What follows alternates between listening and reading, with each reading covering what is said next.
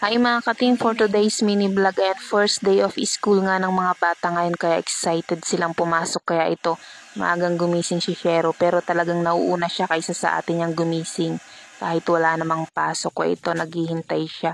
Ako naman nagtitimpla ng kape habang nagluluto ng kanin at si Shero bumili ng pandesal kasi nga alas 5 pa lang ng umaga dito sa amin may pandesal na yan ang inaabang-abangan niya minsan kaya maaga yan gumigising. Pero halos ayoko siyang pabilihin ng pandesal kasi nga pagkakain na kaunti na lang nakakain niyang kanin. Kaya ayun, halos ayoko siyang pabilihin sana. At yan, tinimplahan ko na din siya ng gatas niya. Ayan nga, nakapag-prepare na ako ng baon nila para sa lunch nila kasi nga sa school sila kakain. Laging ganyan pag may pasok sila sa school sila kumakain. Ngayon sabay-sabay kaming pumapasok. Ako sa trabaho sila sa school. O, ayan. Bye. Ito na sila sa school. Bye-bye na mga anak ko. Ito lang po. Bye. Thank you for watching. See you in my next mini vlog.